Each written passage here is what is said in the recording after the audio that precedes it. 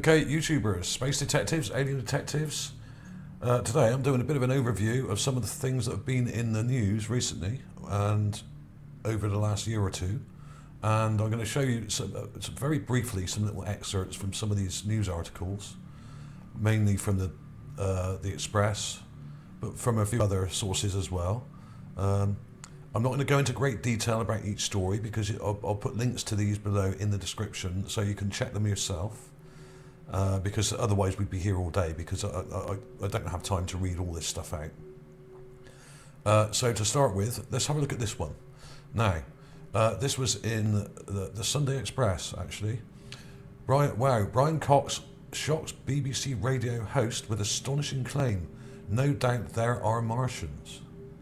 Okay, now this guy is famous in the UK and in Europe more than in America and elsewhere. So if you're from the US, you may not have heard of this guy, but he's our kind of top kind of physicist, public physicist anyway, and he does all the TV shows and stuff like that about this kind of science and planetary sciences and that kind of thing.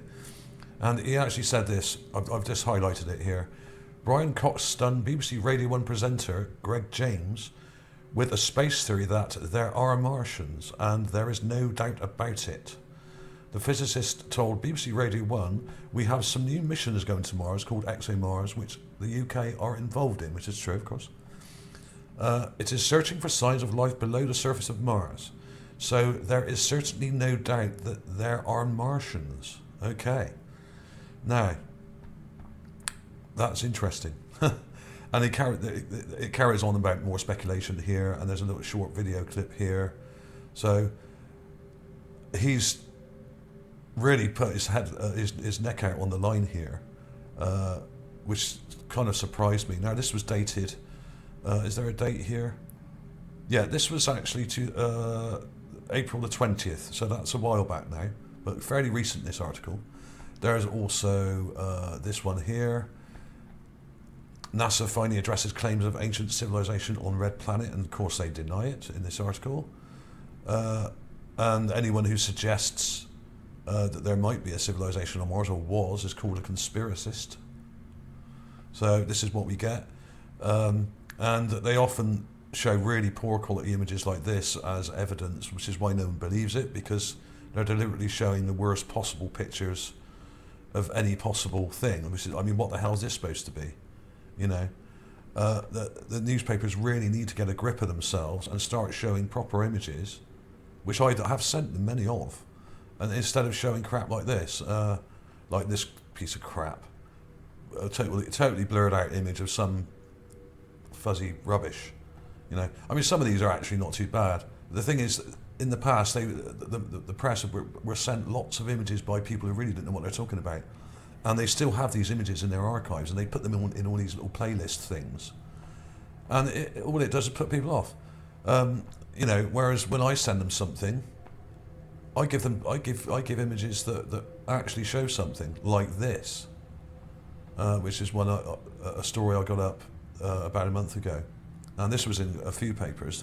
I sent it to everybody, but a lot of them didn't print it and show it because I think it was just too good for them. Because it clearly is a skull, you know, and it's got teeth and a jaw and eye sockets, and all the proportions are kind of humanoid, but just much bigger. This thing is probably about 2 foot wide. This skull, which would make this a giant humanoid.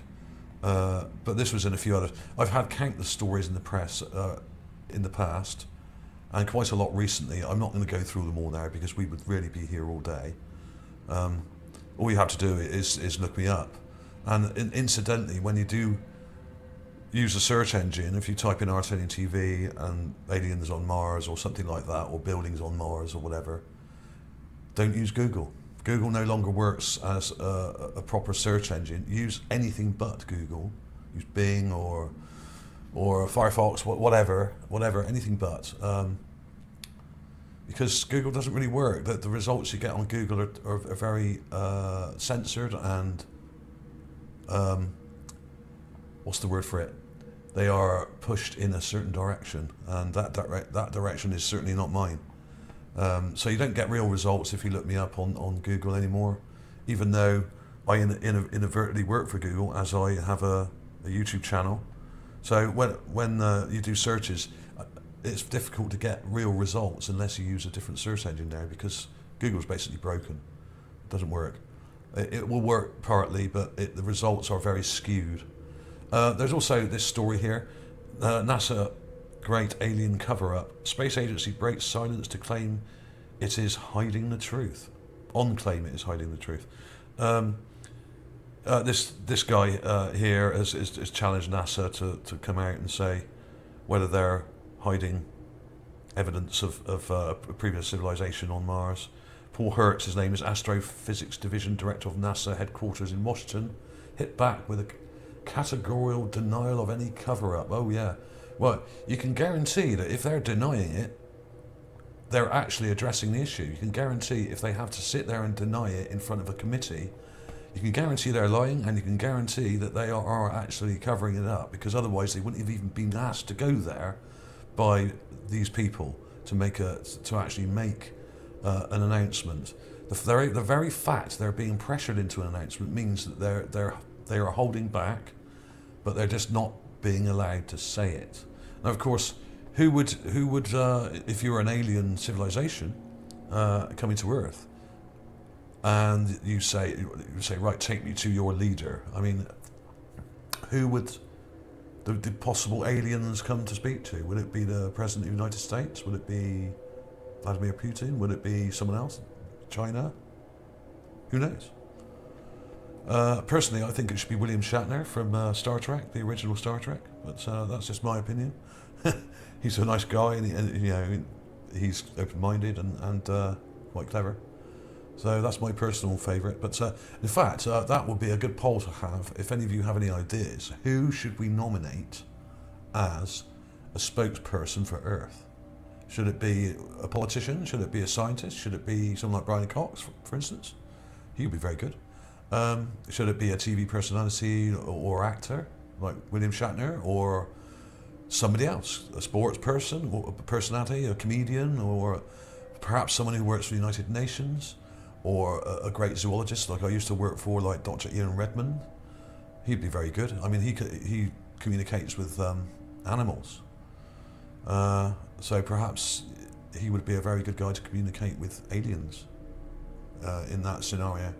Who knows? I mean, perhaps they wouldn't need someone like him to communicate, but they could probably speak English. I mean, they've probably been watching our TV shows for, well, decades and decades, which have been going out into space, listening to our radio broadcasts that have been going out into space since over 100 years ago. So they probably got a good command of English and other Earth languages like Chinese and Russian and whatever. So I'm not going to go through all of these in great detail now. I mean, there was this guy. Now, I was doing a bit of research the other day. There's this guy called Dr. J. Allen Hynek. Now, this is the guy we have to blame, or we have to go back to in history, who invented the terms of the terminology swamp gas or weather balloon. It's largely attributed to this guy. I don't know if it was weather balloon that he came up with, but of course, this guy actually was a very clever guy, and he was a friend of Clyde Tom Bowers, actually, the guy who I recently found out in the last year or so that discovered that spotted a massive explosion on Mars. Dr. Clyde Tom Bowers. But this guy was a friend of his. Now, this guy was actually employed in the Project Blue Book in the 50s by the CIA to actually debunk all the UFO sightings that were going on in the USA. Now, of course, we had Roswell in '47, but there were a whole bunch of UFO sightings and possible crashes in the US in that period, and there were dogfights between American jet fighters, and they were chasing down some of these UFOs that were buzzing around in the late 40s and 50s, and this went on for decades until the sort of, well, arguably until now even, but you know, there was a real spate of it in that period after World War II. Incidentally, a lot of it may have been Nazi technology, but a lot of these things probably weren't, because they had flight characteristics unseen and unheard of even in the sort of physics, known physics that we adhere to on Earth. In other words, these craft were doing crazy things that we just couldn't possibly do or even imagine, really. So, but this guy basically was a skeptic, a professional skeptic, and he was actually paid by the CIA, I think. Well, that may not actually say that in this Wikipedia article here, but his opinions shifted after conducting an informal poll of his astronomer colleagues in the early 50s. Among those he queried were Clyde Tombaugh, who discovered the dwarf planet Pluto. Of 44 astronomers, 5, over 11%, had seen aerial objects that they could not account for with established mainstream science. Most of these astronomers had not widely shared their accounts for fear of ridicule or damage to their reputations or careers. Tombaugh was an exception, having only openly discussed his own UFO sightings. So you can read more up on that. There'll be a link to this as well. Basically, it was the CIA who came up with these conspiratorial kind of terms like swamp gas and weather balloon to try and debunk anybody or dissipate any interest in the subject by people who were interested in the Roswell craft especially, and other UFOs that were spotted around that time. And it's a term that's still used today, pretty much. The weather balloon, it's one of those terms. And of course now anyone who proposes that there is life on Mars or might still be people on our moon gets called a conspiracy theorist or conspiracist or something. Now that was also a term that was invented or created by the CIA to debunk anybody or threaten anybody who didn't believe the narrative on the JFK assassination in 1963. Okay, this is common knowledge. At the time, people didn't realise what was going on. In fact, especially in the US, I do actually think, and this is quite a well-known fact by a lot of researchers have come to this conclusion, that the public in the US have been subject to basically a psyops gig, really, a kind of psyops operation since the assassination of JFK, and going back right to Roswell, and a few other events as well. This is why we get this kind of flavour of reporting in the press, even in the UK. This is why they always come out with things like conspiracy theorist. Yeah, conspiracy theory. They cannot. It's almost impossible for them to actually print an article without using that terminology, which says to me, obviously, that they've been subjected to the same sort of pressures as some of these scientists were by the CIA or other organisations similar to the CIA around the world, but especially from America. The deep state, whatever you want to call them. There's this one, I've been to Mars and it's full of alien bodies, claims lawyer in bid to be US president. This is interesting. This is Basigo, Andrew Basigo. And he even goes into some detail here.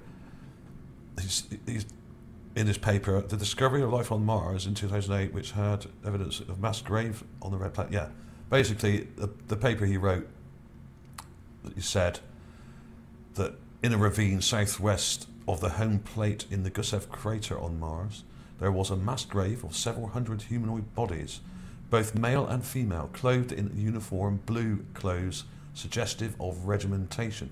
Now, I have actually found similar things to this in many images where there are what look like multiple skulls and remains of humanoids. Usually just skulls and a few bones and fragments, but often not whole bodies. I found a couple of corpses. There have been a few, but most of them are broken up, and it's generally just the skulls that are left behind. But of course, the bones may be buried below. So that does kind of tally with what I found. And of course, this has only recently come to light. I didn't know about this guy until fairly recently.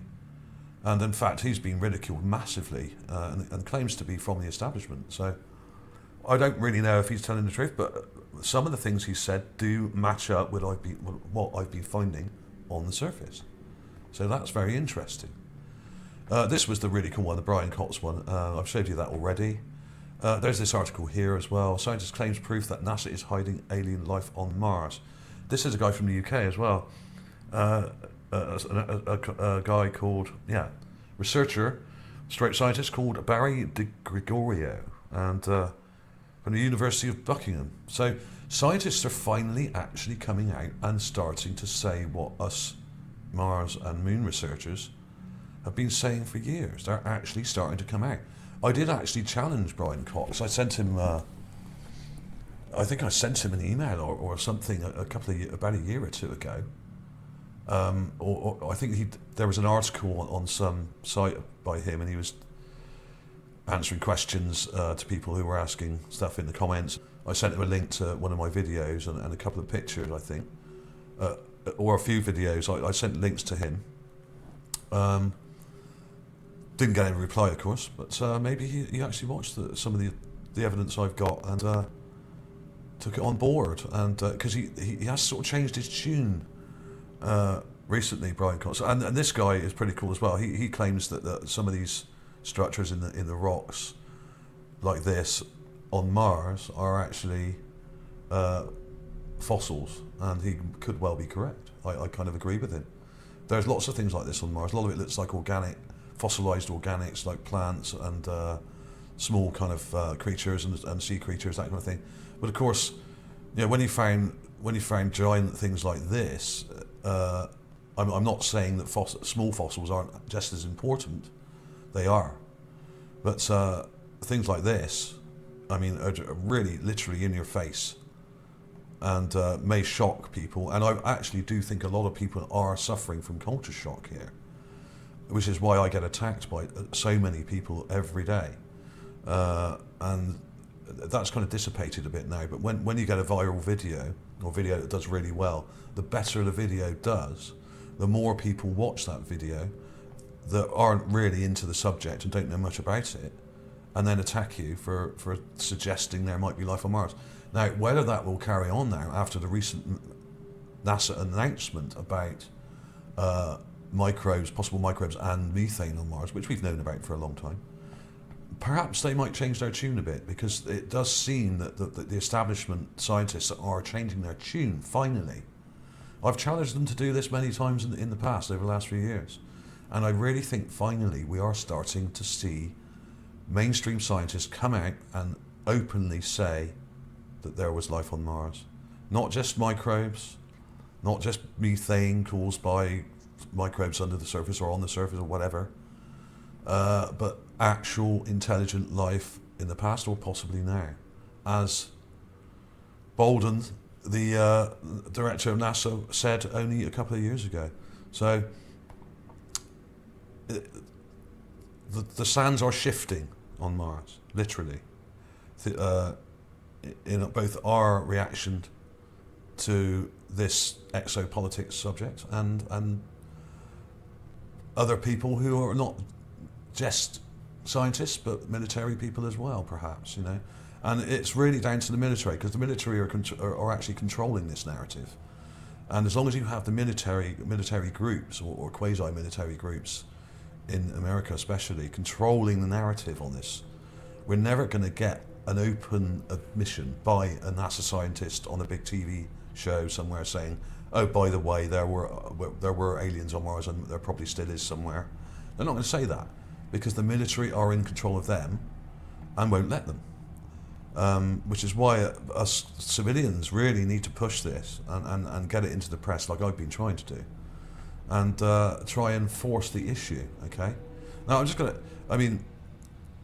to show a couple of these. I'm not going to go through all of these now. This will take too long.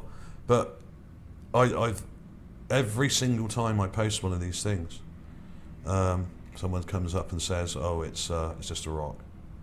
Okay, right. This is just a rock, is it? With this weird thing sticking out. It may be made of rock. It's even got a little roof on it. Roof structure. I mean, these are just covers from some of my videos. That's not natural. Look at that, it's got a little roof. And it's got nice structure to it, you know, there's loads of stuff here. A lot of this I published years ago, but you can go through my channel and take a look. This was found by Vladimir, great find this. The battle tank on Mars, this is only a small tank. This is probably only about 5 or 10 feet long, it's really small. Doesn't mean it's not a tank though, does it? We have small tanks. They're not all massive. Most of them are, but there are some very small ones. There are even remote control tanks used, miniature ones used in the 1940s by the Germans to try and blow up Russian tanks and stuff. They would put a bomb on it and drive it up to the Russian tank and drive underneath it and blow the bejesus out of it. You know, I mean, there's loads of things. I mean, this was found by Martin Graney, so there are lots of other researchers finding these things as well. A couple of what look like mummified, encrusted alien people. Man and woman. Woman here with her arm here. Many of you have probably seen this already. Great find that. Absolutely amazing. This is one of my favourites. This is one I found. This is an Opportunity rover image, PIA 20319.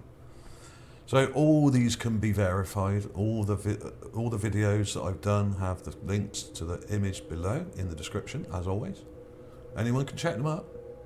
Anyone can check it. This is why people are scared, because these are official images. Now, of course, what they're now starting to do and have been doing increasingly is claiming we've never been to Mars, or that all the images are fake. Now, I do actually think some of the images are doctored, but they're not all fake. Some of them are partially obfuscated. Some of them are quite heavily obfuscated. But they are real images. This can be determined by the fact that in many of the images, if you look through the rover catalogues of images, there's pictures of Phobos in a lot of them. Now, Phobos isn't an Earth moon. It's a very odd shape. It's shaped like a weird sort of potato, giant potato, you know. Now, that can only be, those images could only be obtained from the Mars surface by the rover. So that's one way of proving that we are there. But of course, you have a lot of poor quality images and images that are doctored, and that also goes for the moon. And there's one of my video covers there showing these structures. But you can't see these until you really brighten up the image. You've got to actually get the image, take a clip, brighten it right up, and these things start to appear, because a lot of the time they are obfuscated deliberately by the people at JPL. So what we're dealing with here is a massive cover-up on a scale that is so enormous it's almost impossible to comprehend. And in fact, this is why the newspapers are scared of this subject, I think, to a large extent, although some, like the Express, regularly post stories about this, more so than most newspapers. A lot of the press are scared because they don't want to get into trouble. They know that the military are kind of holding back on this and preventing NASA from coming out with disclosure. And they're worried about getting targeted themselves, I think. And they're scared, and probably with good reason. And many people from NASA have disappeared, or not disappeared. I think in the last 2 years, something like 73 NASA employees have died in things like car accidents, all in the last couple of years. A shocking rate of people that work for NASA have mysteriously all died recently in car accidents. So there is something going on. I mean, this is a good example of obfuscation by NASA. Perfect example. You can see here that this sand has been copied and pasted. It's been copied from another part of the image and then pasted over this part of the image. You can actually see here, this is completely fake. You can see the texture differences here. You've got real sand here, and then the texture disappears and is all kind of smudged.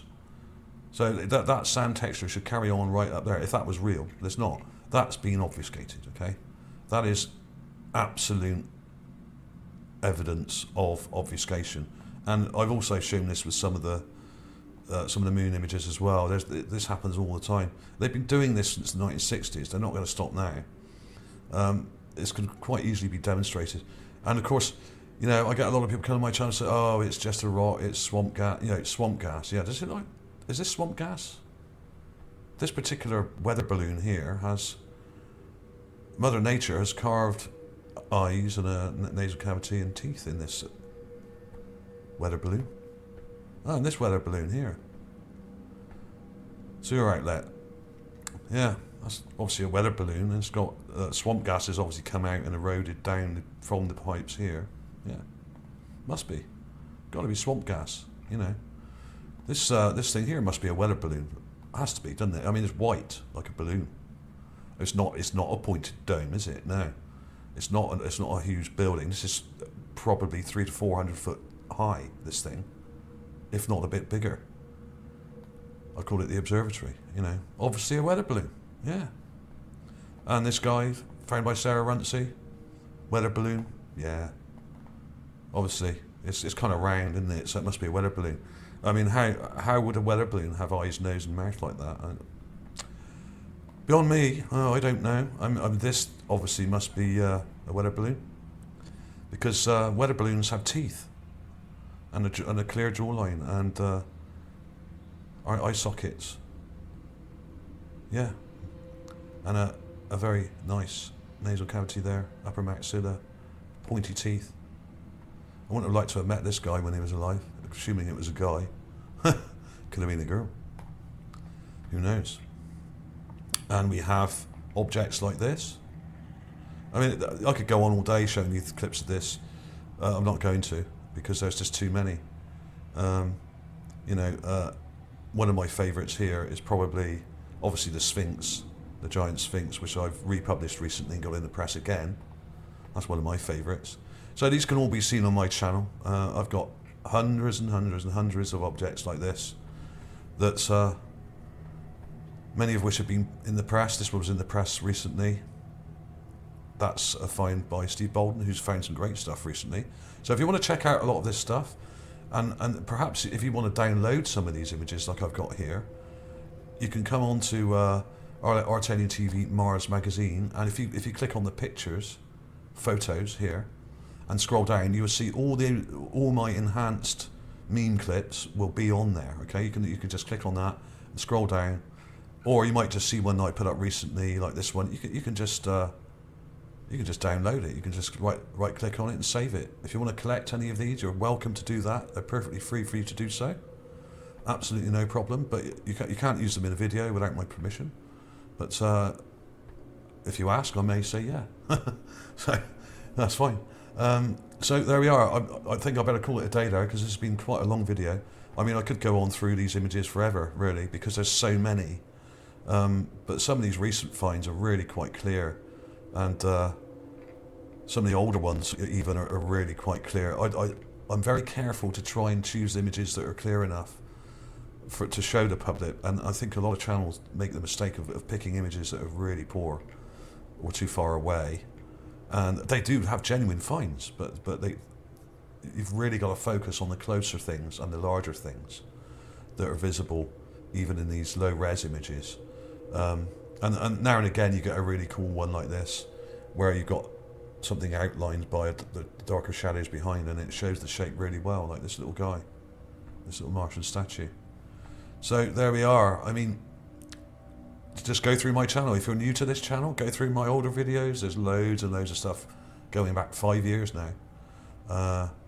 I've been doing this almost as long as the rover has been on Mars, which will be 5 years about now-ish, I think. So check it out. I won't go through any more of those. You can quite easily go through my channel and check them out. Thanks for watching, everybody.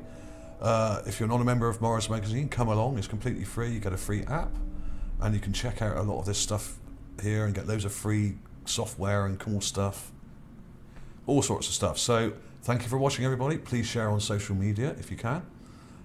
Give the thumbs up, and I will see you soon.